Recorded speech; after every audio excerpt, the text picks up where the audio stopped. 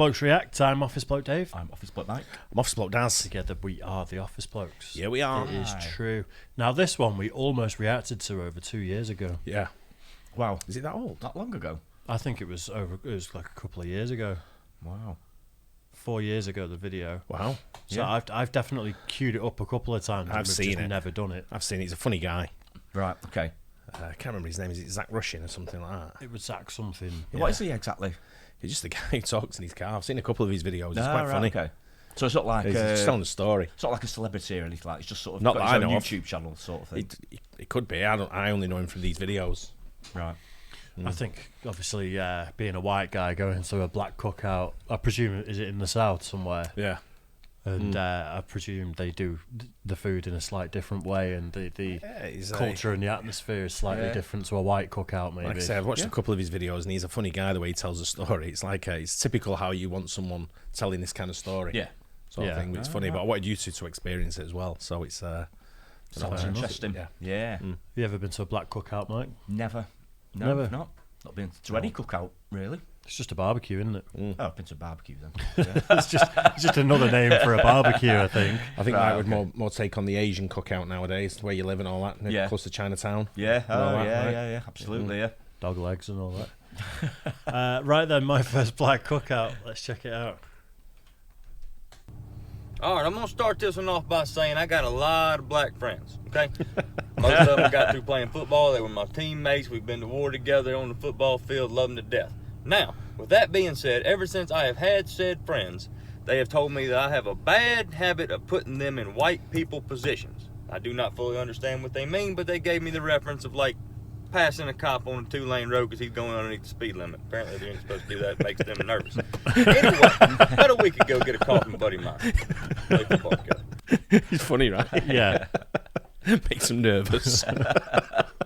I love the accent and everything. Yeah. When someone's got this accent and they're telling you a story, it's funny no matter what it is, right? I think any story you have to caveat with, I've got black friends. Yeah. It's going to be a good story. Across the 2-lane highway, Yeah. taking over the cop on the inside. It's funny. Says, hey, buddy, I want you to come to a cookout. Hell, you ain't got to hit me in the face with a wet mop.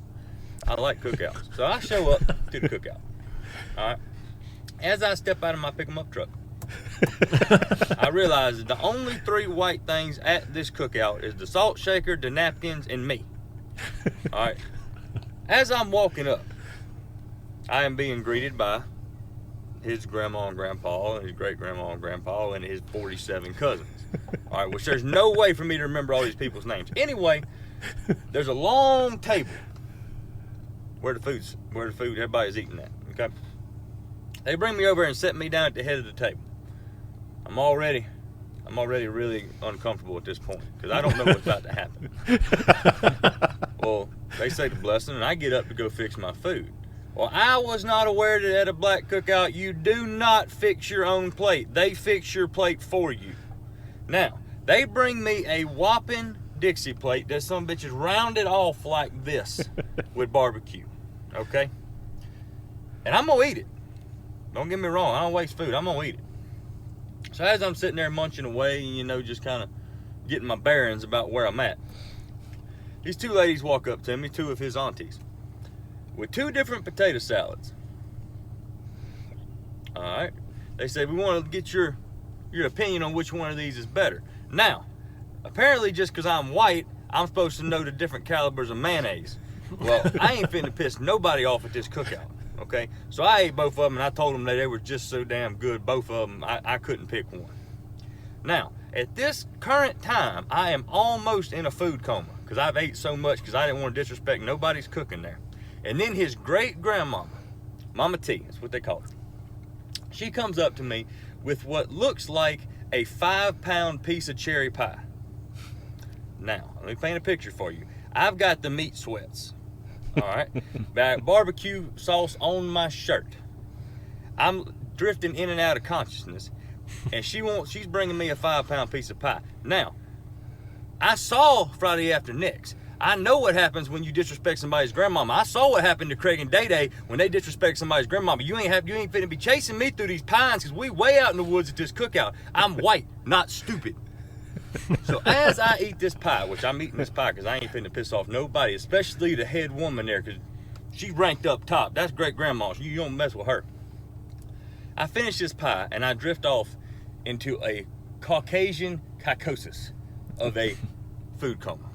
And I did just like this right here, just like this. I went, whew, I'm full. As soon as I lifted my head back up, the table I'm sitting at is no more food on this table. I don't know how long I was out for. But somehow, I'm still in the same chair. I have been dealt into a high-stakes spades game at an all-black cookout besides me.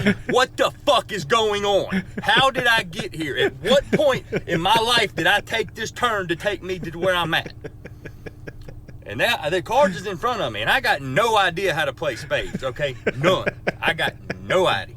All right, I'm white. We played Go Fish and Cornhole. All we did, we got bored one day, literally did the whitest thing possible, walked out in the field, got some corn, took our pocket knives and cut it off the stalk, all right, put it in a bag, went over there, found some plywood in the shed, cut a hole in it, put it on an angle, and we tossed it at each other. That's what we do. I have no idea what spades is. So as they give me the runaround idea what the hell is going on with this spades game, I look at my hand and I realize that I probably got a pretty decent hand. Well, they asked me, they said, Zach, how many books you got? Which they had just explained this to me now. I'm talking about just now. I said, it looks like I got 8 books. Apparently that is the wrong damn answer for your first hand of spades ever, because as soon as I said I got 8 books, 3 Glock 9s hit the top of the table.